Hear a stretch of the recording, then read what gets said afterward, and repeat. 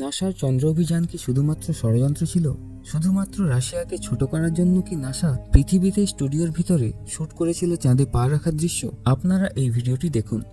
এই ভিডিওতে Neil Armstrong চাঁদের মাটিতে আমেরিকার পতাকা স্থাপন করছেন এবং সেটি উড়ছে। কিন্তু এটা কিভাবে সম্ভব? চাঁদে বায়ুমণ্ডলের অস্তিত্ব নেই, তাহলে কিভাবে পতাকা এরকম হাওয়ায় দোল খেতে পারে?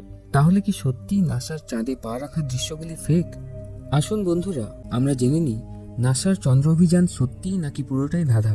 20 শতকের শুরুতে মানুষ মহাকাশের বিভিন্ন ঘটনা সম্পর্কে জানতে শুরু করে। 1903 সালে ক্যালিফোর্নিয়াতে একটি অবজারভেটরি বানানো হয়েছিল, যার সাহায্যে আমরা প্রথম জানতে পারি যে মিল্কি ওয়ের বাইরেও মহাকাশের বিস্তারের কথা। তারপর আবিষ্কার হয় রেডিও অ্যাক্টিভ টেলিস্কোপের, যার দ্বারা আমরা বিগ ব্যাং এর অস্তিত্বের কথা জানতে পারি। কিন্তু তখনও কোনো দেশ মহাকাশে স্যাটেলাইট পাঠাতে পারেনি।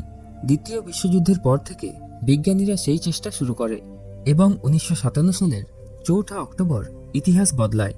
ওই দিন সোভিয়েত ইউনিয়ন স্পুটনিক 1 নামের স্যাটেলাইট পৃথিবীর কক্ষপথে স্থাপন করে। এই স্যাটেলাইটটির ওজন ছিল 84 কিলো এবং এটি 58 মিনিটে পৃথিবীকে একবার প্রদক্ষিণ করতে পারত। এরপর একটি স্পেস রেভলিউশন শুরু হয় এবং তাতে আরও মদত যোগায় আমেরিকা ও সোভিয়েত ইউনিয়নের ঠান্ডা লড়াই। 1961 সালে রাশিয়ার ইউরি গ্যাগারিন প্রথমবার মহাকাশে পদার্পণ করে ইতিহাস রচনা করেন। আমেরিকাকে এই ব্যাপারে ছাপিয়ে গিয়েছিল রাশিয়া, তাই আমেরিকাকে এমন কিছু করতে হতো যা এক ধাক্কায় আমেরিকাকে পৌঁছে দিত শীর্ষে। তাই রাশিয়াকে টেক্কা দিতে আমেরিকা চাঁদে যাওয়ার প্রস্তুতি নিতে শুরু করে এবং এই মিশনের নাম দিল অ্যাপোলো মিশন। অ্যাপোলো 1 মিশন মানবজাতির ইতিহাসে একমাত্র মিশন ছিল যার দ্বারা প্রথমবার মানুষ চাঁদের মাটিতে পা রাখল। 1967 সালের 21 ফেব্রুয়ারি এই মিশন লঞ্চ করার কথা ছিল, কিন্তু 27 জানুয়ারি 1967 সালে রিহার্সাল টেস্ট করার সময় কেবিনে আগুন ধরে যায় এবং যে 3 জনের এই মিশনে যাওয়ার কথা ছিল তারা নিহত হয়। কিন্তু নাসা হার মানেনি। 1969 সালের 20 জুলাই অ্যাপোলো 11 সফল মিশনে পরিবর্তিত হয়। এই দিনটি মানব সভ্যতার ইতিহাসে একটি গুরুত্বপূর্ণ দিন, কারণ এই দিনটিতেই মানব সভ্যতা তার সবথেকে বড় লাভ দিয়েছিল। 16 জুলাই স্যাটার্ন ভি রকেটের মাধ্যমে ফ্লোরিডার কেনেডি শহর থেকে সকাল 9:32 লঞ্চ করা হয়েছিল অ্যাপোলো 11। মাত্র 12 মিনিটেই এটি পৃথিবীর অরবিটে প্রবেশ করে। ওই অরবিটে স্পেসক্রাফটটি পৃথিবীর একটি পাক লাগায় এবং তারপর সেটি চাঁদের উদ্দেশ্যে রওনা দেয়। পৃথিবী থেকে চাঁদে লাফ দেওয়ার এই যুদ্ধ তখনও জারি ছিল, কারণ স্পেসক্রাফট চাঁদের কক্ষপথে প্রবেশ করে ফেলেছিল। স্পেসক্রাফটটিকে 3 ভাগে ভাগ করা হয়েছিল। প্রথমটি হলো কমান্ড মডিউল, যেটায় 3 জন মহাকাশ যাত্রী যাত্রাপথ পরিচালনা করেছিলেন। দ্বিতীয়টি হলো সার্ভিস মডিউল, এটায় পাইলটদের দরকারি জিনিসপত্র যেমন ইলেকট্রিসিটি, খাবার ইত্যাদি, এবং তৃতীয়টি হলো লুনার মডিউল। এই মডিউলটিরই চাঁদে নামার কথা ছিল। এই মিশনে 3 জন যাত্রী গিয়েছিলেন: কেয়ারিং commander Neil Armstrong, command module pilot Michael Collins এবং lunar module pilot Edwin Aldrin. 19 July Apollo 11 চাঁদের কক্ষপথ ধরে চাঁদের পিছনে চলে গেল। এরপরই পৃথিবীর সাথে স্পেসক্রাফটটির সব সম্পর্ক ছিন্ন হয়ে যায়। আর তারপরই ইগল নামের এই লুনার মডিউল কমান্ড মডিউল কলম্বিয়ার থেকে আলাদা হয়ে যায়। এই ইগল চাঁদের মাটি স্পর্শ করার উদ্দেশ্যে ভেসে চলল। ল্যান্ড করার জন্য সি অফ ট্র্যাঙ্কুইলিটি নামের একটি জায়গা বেছে নেওয়া হয়, কেননা এই জায়গাটি আদর্শ বলে বিবেচিত হয়। মাইকেল কলিন্স কমান্ড মডিউলের দায়িত্ব সামলে চাঁদের কক্ষপথ ধরে প্রদক্ষিণ করতে থাকেন এবং ইগলকে সঠিক রাস্তা বাতলে দিতে থাকেন, যাতে চাঁদের মাটি স্পর্শ করতে কোনো রকম অসুবিধা না হয়। এদিকে অলড্রিন ও আর্মস্ট্রং ইগলের জেট ডাউন ইঞ্জিন স্টার্ট করে সেটিকে চাঁদের মাটি স্পর্শ করানোর প্রস্তুতি নিতে থাকেন। এই সময় ইগল নির্ধারিত সময়ের থেকে 4 সেকেন্ড আগে চলছিল। এই ধরনের মিশনে 1 সেকেন্ডের সময়ের এদিক ওদিক হলেই বড়সড় বিপদ ঘটতে পারে। এই 4 সেকেন্ড ইগলকে নির্ধারিত জায়গা থেকে অনেক দূরে নিয়ে গিয়ে ফেলতে পারত, কিন্তু সেই সময় কন্ট্রোলার বিপদের সংকেত বাজাতে থাকেন। আর্মস্ট্রং এবং অলড্রিন ওই সময় জানালা দিয়ে চাঁদের মাটি দেখছিলেন। তাদের চোখ গেল কম্পিউটার স্ক্রিনের উপর। তারা দেখলেন যে চাঁদের বাহন চাঁদের বড় বড় গর্তের কাছাকাছি এসে পড়েছে। তখন আর্মস্ট্রং যানটিকে অটোমেটিক কন্ট্রোল থেকে সরিয়ে ম্যানুয়াল কন্ট্রোলে নিয়ে আসেন এবং নিজে সেটিকে কন্ট্রোল করতে থাকেন। অবশেষে 1969 সালের 20 জুলাই ঠিক রাত 8:17 ইগল চাঁদের মাটি স্পর্শ করে। ওই সময় ইগলের ইঞ্জিনে মাত্র 14 সেকেন্ডেরই জ্বালানি বেঁচেছিল। তার মানে আর কয়েক সেকেন্ড দেরি হলেই অনেক বড় দুর্ঘটনা ঘটে যেতে পারত। এরপর আর্মস্ট্রং নাসার কন্ট্রোল রুমে খবর দেন যে ঈগল সফলতাপূর্বক চাঁদের মাটিতে পা রেখেছে। এই কথা শোনার পরই সেখানে খুশির বন্যা বয়ে যায়।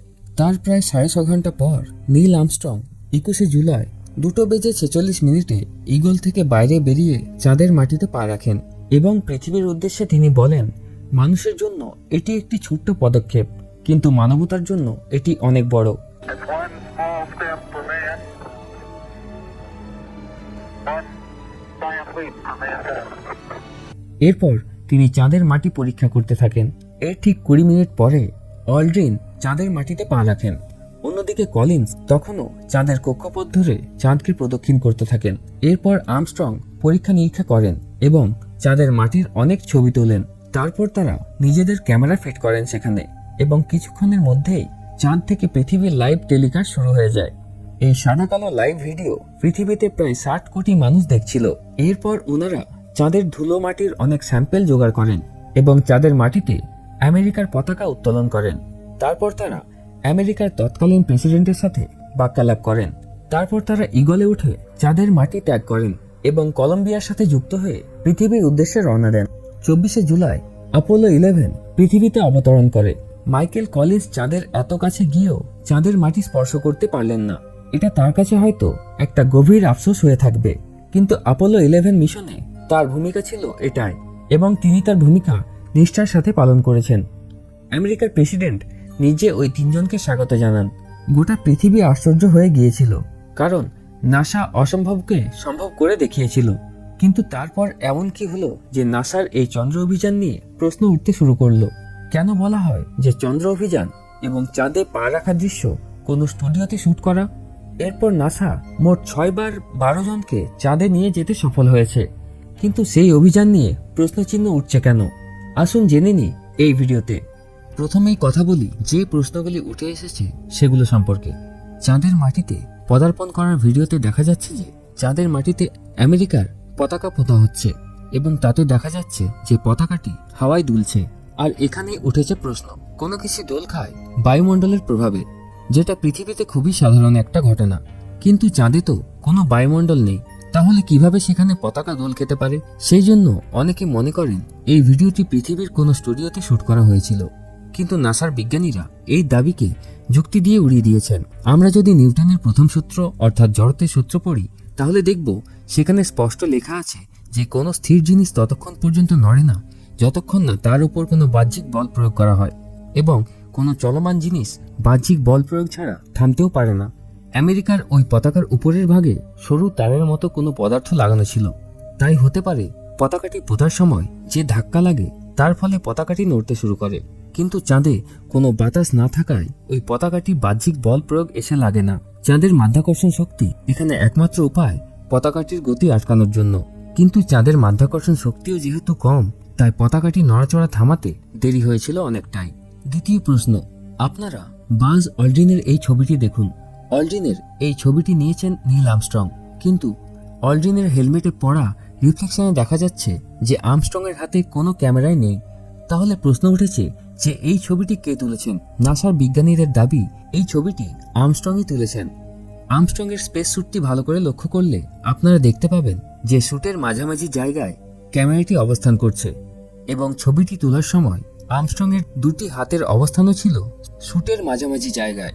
তৃতীয় প্রশ্ন, অনেকের দাবি আমরা রাতের বেলা আকাশে অনেকেই তারা দেখতে পাই, কিন্তু নাসার এই ছবিগুলোর ব্যাকগ্রাউন্ডে কোনো তারা দেখা যাচ্ছে না কেন? তবে কি এই ছবিগুলো স্টুডিওর ব্ল্যাক ব্যাকগ্রাউন্ডে শুট করা হয়েছিল? নাসার বিজ্ঞানীদের অবশ্য দাবি চাঁদের মাটি অত্যন্ত রিফ্লেকটিভ, তাই সূর্যের বেশিরভাগ আলোই মাটিতে পড়ে রিফ্লেক্ট হয়ে যায়। তাই ছবি তোলার সময় ক্যামেরার ফাস্ট এক্সপোজার সেটিং করা হয়েছিল, যা সাবজেক্টের ব্যাকগ্রাউন্ডকে ফোকাস করে না, তাই কোনো তারা দেখা যাচ্ছিল না ছবিগুলোতে। প্রশ্ন 4, আমরা জানি যে একটা লাইট সোর্স থেকে আলো পড়লে সামনে থাকা সব অবজেক্টের ছায়া একরকম দেখতে হবে, এবং আমরা এও জানি যে আলো কাছে থাকলে ছায়া বড় এবং আলো দূরে থাকলে ছায়া ছোট হবে। সেই কথা মতো চাঁদে মানুষের ছবিগুলোর মধ্যে সবার ছায়া একটা সময়ে একই দিকে হওয়ার কথা, কিন্তু নাসার তোলা চাঁদের মাটিতে মানুষের এই ছবিগুলোতে একজনের ছায়া এক সময়ে বিভিন্নমুখী। অনেকের দাবি এটা একমাত্র স্টুডিওর 2-3টে লাইট সোর্সে সম্ভব, কিন্তু নাসার বিজ্ঞানীদের বক্তব্য চাঁদের মাটি এবড়ো খেবড়ো, তাই ছায়াগুলোর দৈর্ঘ্য বিভিন্ন রকম। আমরা যদি পৃথিবীর মধ্যে কোনো পাহাড়ি এলাকায় যাই তাহলে সেখানেও এই ঘটনার সাক্ষী হব। এবং এটি একদম সত্যি, এবড়ো খেবড়ো জায়গায় কখনোই ছায়া একই সময়ে একই রকম হতে পারে না। প্রশ্ন 5, আর্মস্ট্রং যখন চাঁদের মাটিতে পা রাখেন তখন মাটির উপর তার পায়ের পরিষ্কার ছাপ উঠে যায়। অনেকের মতে কোনো শক্ত জায়গায় এত পরিষ্কার পায়ের ছাপ উঠতে পারে না, কিন্তু নাসার বিজ্ঞানীদের দাবি অনুযায়ী চাঁদের মাটি কোনো আগ্নেয়গিরির ছায়ের মতোই নরম, তাই পায়ের ওই ছাপ উঠে গেছে। প্রশ্ন 6, নীল আর্মস্ট্রং চাঁদে পা রাখার পরই একটি লাইন বলেছিলেন, মানুষের জন্য এটি একটি ছোট্ট পদক্ষেপ, কিন্তু মানবতার জন্য এটি অনেক বড়। অনেকে মনে করেন যে এই লাইনটি খুবই ফিল্মি, তাই পুরো অভিযানটাই স্ক্রিপ্টেড। এতক্ষণ পর্যন্ত তো নাসার বিজ্ঞানীরা সকল প্রশ্নের সঠিক উত্তর দিয়ে আসছিল, কিন্তু এই প্রশ্নে এসে তারা একটু চিন্তায় পড়ে গেল। নাসার চন্দ্র অভিযান ফের প্রমাণিত হতেই যাচ্ছিল। সেই সময় নীল আর্মস্ট্রং এর ভাই ডিন আর্মস্ট্রং সবার সামনে এসে বলেন যে অভিযানে যাওয়ার আগে নীল আর্মস্ট্রং একজন লেখককে দিয়ে এই লাইনটি লিখিয়েছিলেন এবং রোজ এই লাইনটির অভ্যাস করতেন। তাই চাঁদে নামা মাত্রই তিনি ওই লাইনটি বলেন। গোটা পৃথিবী যখন নাসার চন্দ্র অভিযানে প্রশ্ন তুলছে তখন একটি দেশ কোনো প্রশ্নই তোলেনি, সেটি হলো রাশিয়া। রাশিয়া আমেরিকার সবথেকে বড় রাইভেল, তাই তারা নাসার প্রতিটা পদক্ষেপের উপর কড়া নজর রাখত। তাই রাশিয়ার চুপ করে থাকা পরোক্ষভাবে আমেরিকার চন্দ্র অভিযানের সফলতার অন্যতম প্রমাণ। আসুন জেনে নিই আরও কিছু পাকা প্রমাণ, যার থেকে বোঝা যায় যে নাসার চন্দ্র অভিযান ফেক নয়। চাঁদ থেকে ফেরার সময় অভিযাত্রীরা কিছু জিনিস স্মৃতি হিসেবে রেখে আসেন, যেমন ইগল ল্যান্ডারের কিছু পার্টস, আমেরিকার পতাকা ইত্যাদি। 2009 সালে নাসার লুনার রেকনিজারেন্স অরবিটার অ্যাপোলো 11 এর ল্যান্ডিং সাইটের ছবি তোলে। তাতে পরিষ্কার দৃশ্যমান হয় সেই ফেলে আসা জিনিসগুলি। পরে চীনের লুনার প্রপ চ্যাং 2 ও ভারতের চন্দ্রযান 1ও নাসার ল্যান্ডিংগুলির ছবি তোলে, যাতে দেখা যাচ্ছে 6 বারের মধ্যে 5টি আমেরিকার পতাকা এখনো খাড়া হয়ে দাঁড়িয়ে আছে, কারণ ইগল লঞ্চের সময় আমেরিকার পতাকাটি পড়ে গিয়েছিল। এর থেকে প্রমাণিত হয় যে নাসার 6 বারের চন্দ্র অভিযান ফেক নয়, 100% সত্যি, যার প্রমাণ এখনো আমাদের লুনার প্রপগুলি দিয়ে চলেছে। আপনাদের কি মতামত কমেন্টে অবশ্যই জানাবেন। বন্ধুরা, আজ এইটুকুই। ভালো লাগলে লাইক, শেয়ার ও সাবস্ক্রাইব করুন।